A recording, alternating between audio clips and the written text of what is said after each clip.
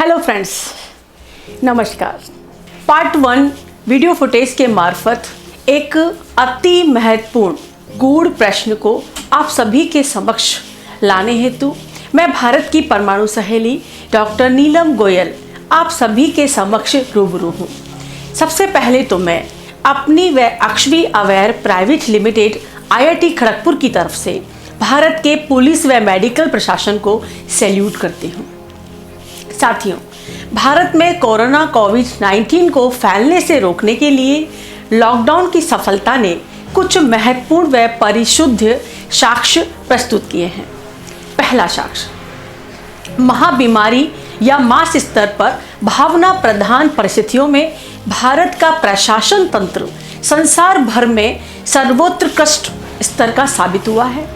दूसरा साक्ष्य, महाबीमारी या मास स्तर पर भावना प्रधान परिस्थितियों में भारत की जनता अपने शासक के प्रति पूर्ण विश्वास व समर्पण भाव के साथ संवेदनशील हो जाती है। तीसरा साक्ष्य, 98 करोड़ की आम जनता या मैंगो पीपल्स कहे जाने वाले लोग किसी भी प्रकार की विचारधारा, मान्यता, संप्रदाय, जाति या संगठन विशेष से स्थायी रूप से नहीं बंधे होते हैं।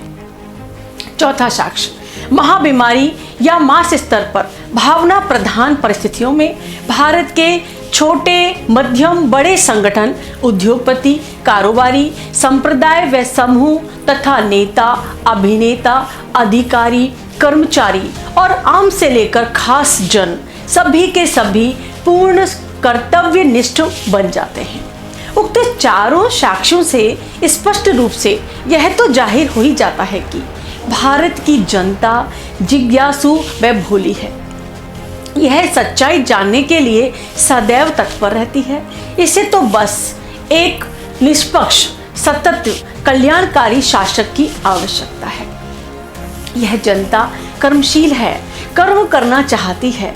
इसे तो बस अपने योग्य कर्म, रोजगार, नौकरी की आवश्यकता है। साथियों, अब मैं यह अबूझ प्रश्न आपके समक्ष रखने जा रही हूं, जिसका उत्तर आज़ादी के बाद से लेकर कोरोना की स्थिति से पूर्व तक नहीं था। लेकिन कोरोना के बाद जब सब कुछ सामान्य हो जाएगा, उससे पहले इस गूढ़ प्रश्न का उत्तर आप सभी के समक्ष होगा। आपके समक्ष उस अति महत्वपूर्ण प्रश्न को रखने से पूर्व अपने देश के संदर्भ में कुछ वास्तविक तथ्य प्रस्तुत करना ज़्यादा ज़रूरी समझती हूँ। भारत के शिक्षित, अर्धशिक्षित, अशिक्षित 15 करोड़ बेरोजगार युवक युवतियाँ 50 लाख रुपए के बराबर की सालाना तनख्वाह पर नौकरियां व रोजगार पाने के हकदार हैं। लेकिन वर्तमान में मात्र 80 लाख लोग के पास ही औसतन 4 लाख रुपए की वार्षिक आय पर नौकरियां हैं। भारत की मैंगो पीपल्स कही जाने वाली 98 करोड़ आम जनता मेहनती, कर्मठ, जिज्ञासु, संवेदनशील, चतुर व अपार प्राकृतिक संपदा की धनी होते हुए भी आज़ादी से लेकर अभी तक स्वयं को समृद्ध नहीं कर पाई है। यह जनता हमेशा से ही अभाव व बेबसियों में अपना जीवन बसर गुजर करती रही है।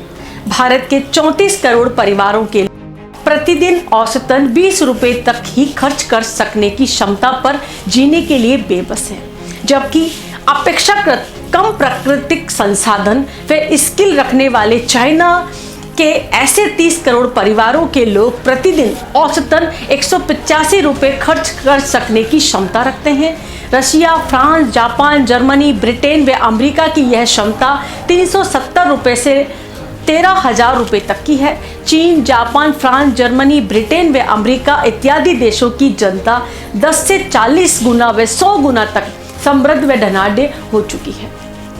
भारत के छोटे, मध्यम, बड़े उद्योगपति संसार भर में सबसे ज़्यादा स्वप्नद्रष्टा, कर्मठ, जीवट, मेहनती व अपनी धुन के पक्के होते हैं। लेकिन इनके समक्ष कमर तोड़ व्यापारिक प्रतिस्पर्धाओं ने निराशा, बेबसी और पलायनवादी वातावरण बना रखा है।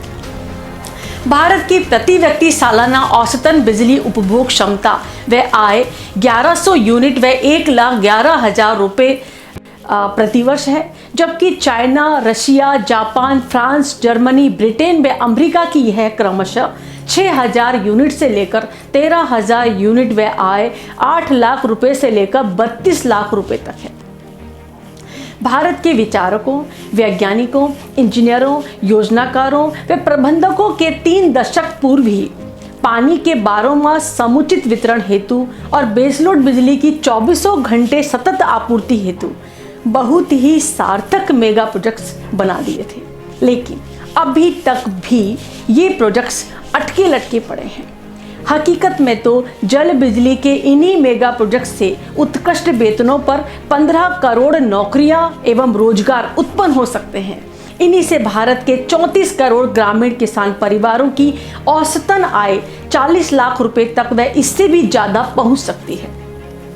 इन्हीं से समृद्ध कृषि व मास स्तर पर समृद्ध उपभोक्ताओं एवं 5% के टैक्स रेट के साथ एग्रो बेस्ड व अन्य सभी प्रकार की उद्योग धंधे उन्नति के शिखर तक पहुंच सकते हैं।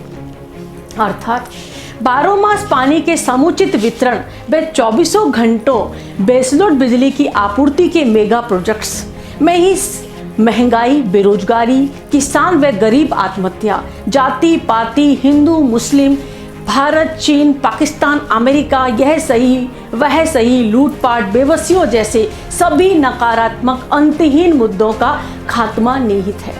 लेकिन सच्चे व सतत चहुमुखी विकास के आधार इन मेगा प्रोजेक्ट्स के सफल क्रियान्वयन के मार्ग में संपूर्ण भारत एक मत एकत्रित नहीं हो पाया है।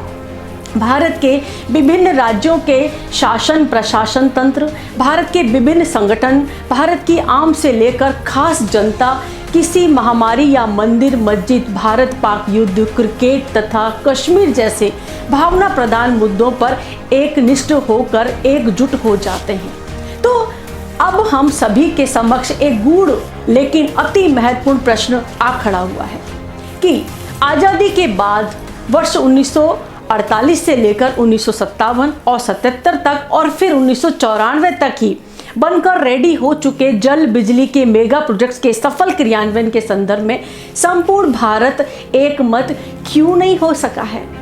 क्यों आज़ादी के पहले भी और अब आज़ादी के बाद भी 98 करोड़ भोली और आज्ञाकारी संवेदनशील जनता अपने ही वास्तविक कल्याण के मार्ग को नहीं पहचान पा रही है?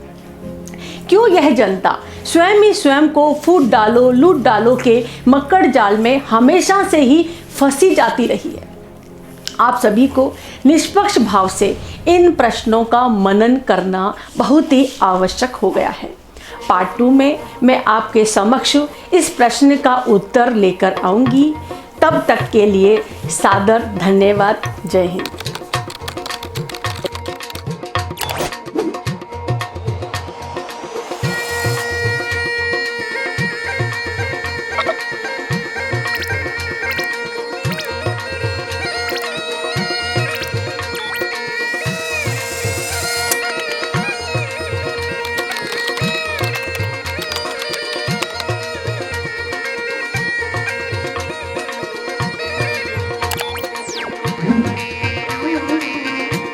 Thank you.